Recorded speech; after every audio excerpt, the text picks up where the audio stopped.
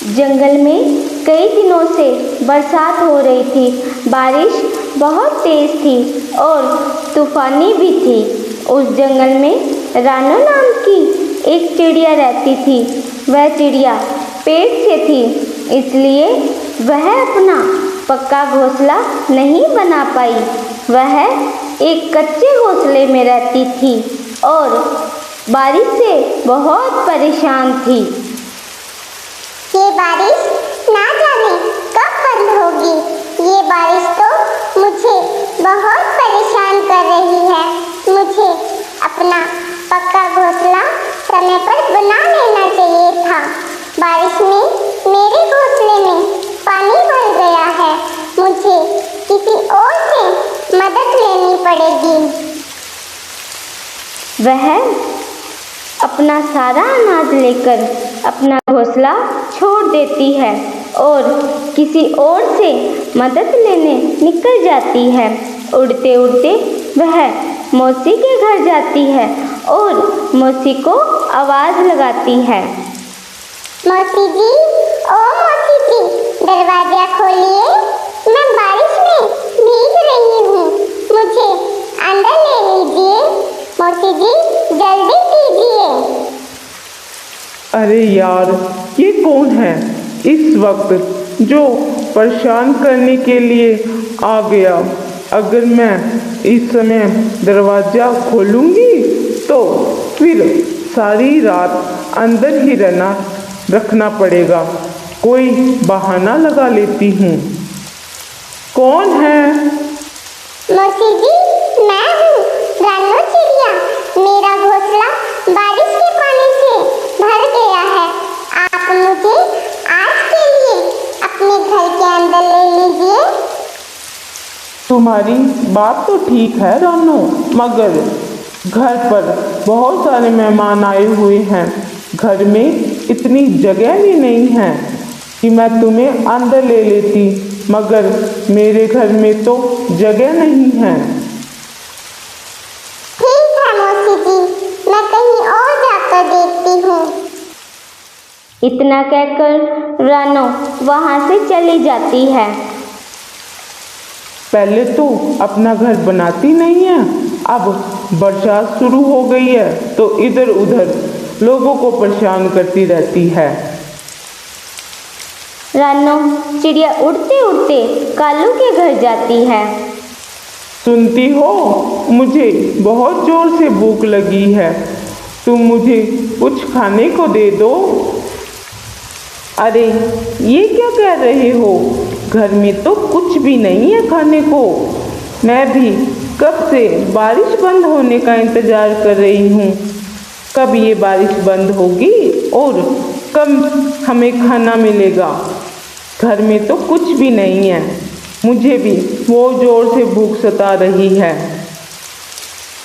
हे भगवान, कोई चमत्कार करो, हम बहुत ज़ोर से भूख लगी है, जल्दी से खाना भेजो। इतने में दरवाजे पर खटखट की आवाज़ आती है। कालू भाई, ओ कालू भाई, जल्दी से दरवाजा खोलो, मैं बाहर भीग रही हूँ। कालू भाई, जल्दी से दरवाजा खोलो। अरे लगता है भगवान ने तुम्हारी बात सुन ली, जल्दी से दरवाज़ा खोलो। हाँ हाँ ठीक है, दरवाज़ा खोलता हूँ। फिर कालू दरवाज़ा खोलता है तो देखता है कि रानी चिड़िया बाहर खड़ी है। कालू भाई, मेरा घोंसला पानी से भर गया है। आप मुझे अपने घर में रहने दो, आपका बहुत ही बड़ा एहसान होगा। कालू पहले तो रानो को देखता है, फिर साथ में अनाज की थैली को देखते ही कालू बोलता है। चिड़िया, तुम्हारे पास ये क्या है जो तुम अपने साथ लेकर आई हो? ये कुछ अनाज है जो मुश्किल दिनों के लिए मैंने इकट्ठे किए थे। अब मैं अंदर आ जाऊं कालू भाई? चिड़िया, तुम तो उसका स्वभाव जानती हो, मगर तुम चिंता मत करो, मैं उसे मना लूँगा। तुम थोड़ा इंतज़ार करो, मैं अभी आता हूँ। इतना कहकर कालू अंदर चला जाता है। बाहर रानो चिड़िया आई है। बारिश की वजह से उसका घर पानी से भर गया है। वह हमारे घर में रहना चाहती है। तुम्हारा दिमाग तो ठीक है, मैं किसी को भी अपने घर में रहने नहीं दे सकती। उससे तुम जाकर कह दो कि वह यहाँ से चली जाए, ठीक है ना? अभी जाओ और उसे ये बात कह दो। धीरे धीरे बोलो, तुम्हें पता नहीं चिड़िया के पास बहुत सारा अनाज है। जब वह अंदर आ जाएगी फिर सारा अनाज उससे हम छीन लेंगे, फिर उसे हमारे घर से भगा देंगे, ठीक है? अरे वाह, आजकल तो तुम्हारा दिमाग बहुत अच्छे से काम करने लग गया है। अब तुम जल्दी करो और उसे घर के अंदर ले लो, ठीक है? वह बाहर खड़ी होकर रानो चिड़िया उनकी बात सुन रही थी। हे भगवान, ये कौवा तो मेरे अनाज के पीछे पड़ा है और मुझसे अनाज छीनने के लिए घर के अंदर ले रहा है। मुझे जल्दी से यहाँ से जाना होगा, वरना ये कौवे मेरा सारा अनाज मुझसे छीन लेंगे और मुझे यहाँ से भगा देंगे। फिर चिड़िया वहाँ से चली जाती है और उड़ते उड़ते रानो चिड़िया थक जाती है। फिर वह एक पेड़ पर जाकर बैठ जाती है। मैं यहाँ पर रुक कर थोड़ा आराम कर लेती हूँ, फिर आगे जाकर देखूंगी। तभी वहाँ पर एक बड़ी सी चील आ जाती है। अरे वाह, लगता है आज के खाने का इंतजाम तो हो गया। अब मैं चिड़िया के पास जाता हूँ और कोई बहाना बनाकर अपने घर ले जाता हूँ। फिर चील चिड़िया के पास जाता है। अरे नन्ही चिड़िया, तुम यहाँ पर क्या कर रही हो? तुम यहाँ पर मत बैठो, इस पेड़ पर तो शैतानी छाया है। तुम कहीं और चली जाओ।